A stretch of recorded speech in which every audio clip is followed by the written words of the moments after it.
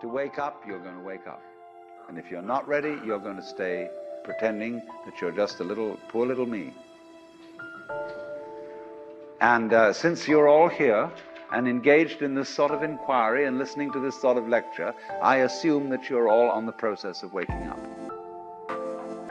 Or else you're teasing yourselves with some kind of flirtation with waking up, which you're not serious about. But I assume maybe you are, not serious but sincere, that you are ready to wake up. So then, when you're in the way of waking up and finding out who you really are, what you do is what the whole universe is doing at the place you call here and now. You are something the whole universe is doing in the same way that a wave is something that the whole ocean is doing. The real you is not a puppet which life pushes around. The real deep down you is the whole universe.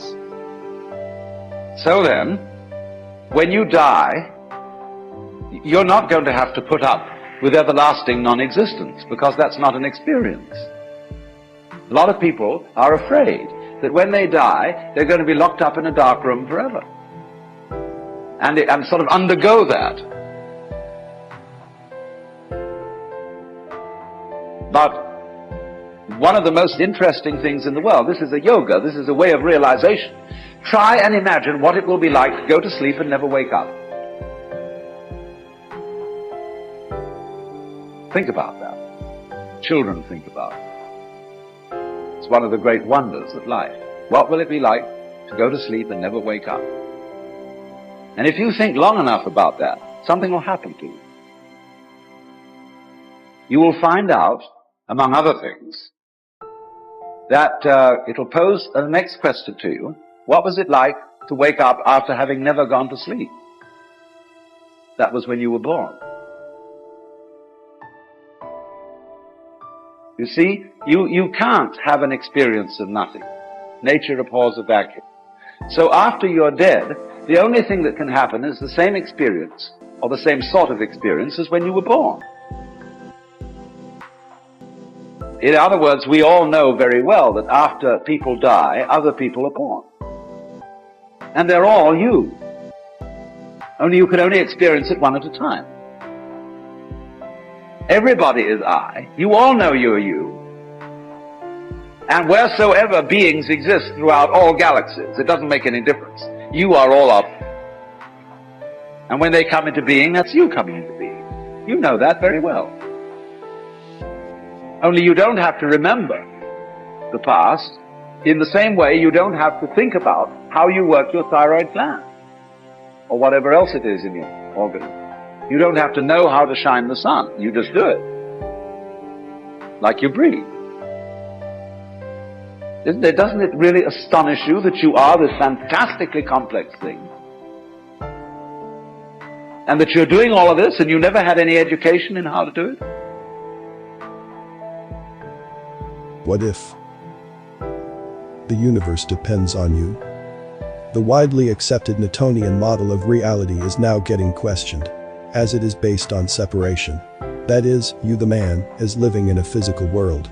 A world that obeys certain physical laws, like gravity or thermodynamics. And nature or the universe is separate and independent from you. But with the advent of quantum physics, things have changed.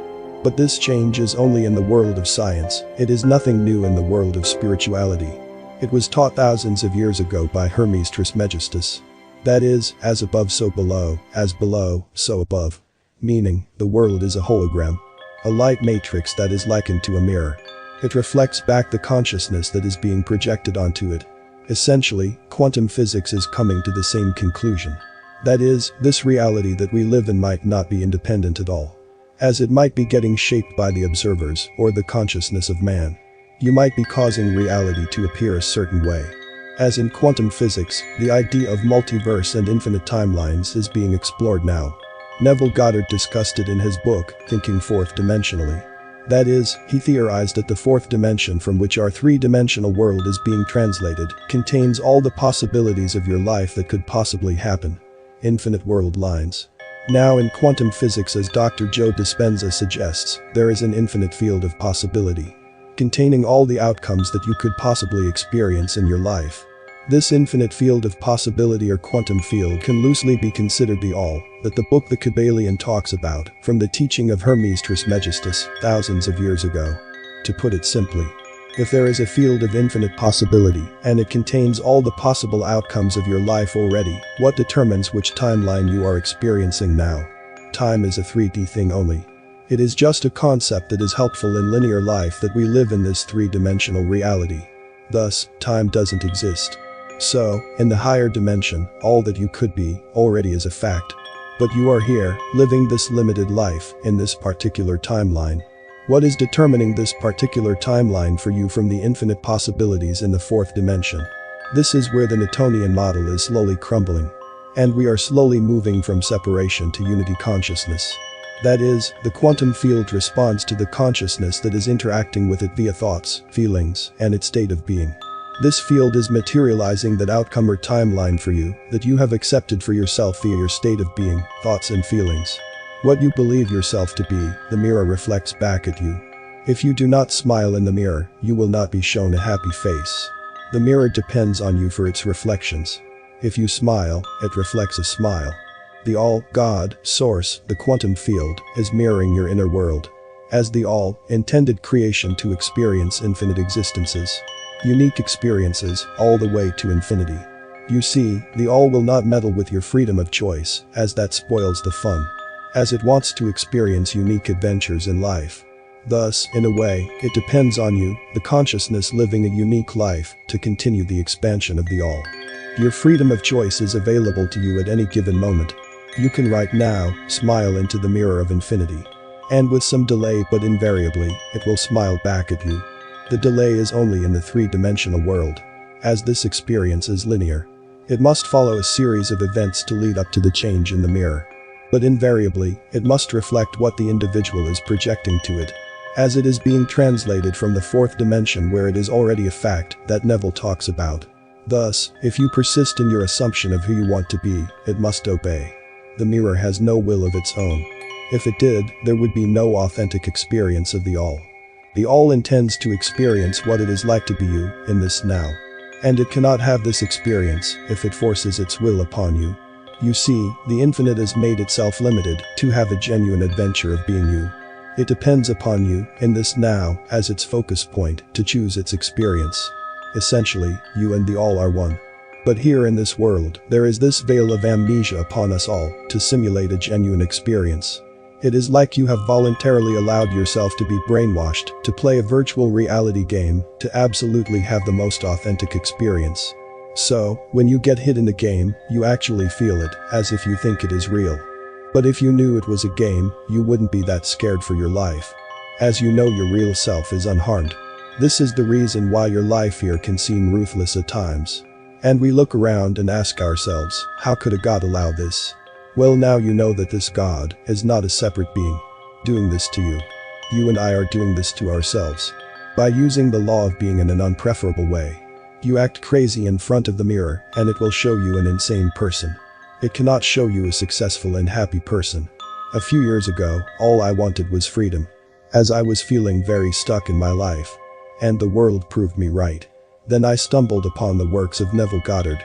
At that point in my life, I couldn't wrap my head around the notion that an all-loving God is putting me through all this pain. Either I am doing something wrong, or what I have been told about God is false. You see, God didn't reveal Neville's teachings to me out of his kindness, as the past me would assume. As I was told that God is a separate being and it has a will, and it decides who to save and who to not save. I presented to the mirror a question. The mirror responded with Neville. Then I proceeded to present to the mirror the consciousness of freedom, it responded back. Mind you, my environment that I felt stuck in didn't change. What changed was my inner world. I just felt amazing. I lived in a condo with a free gym, but I didn't go there for over a year. Why? Because I felt stuck in my mind. There were so many cool things around me for free that I didn't do, because I was a man living in the consciousness of a man who is stuck in life. Thus, I couldn't see all the awesomeness around me. And then what felt like an instant change in me, I began to notice all the freedom around me. All the opportunities around me presented themselves to me like magic, which were there all along. As the book Acres of Diamond by Russell Conwell talks about. That is, a man was discontent from his life as he heard stories of fortune by other farmers.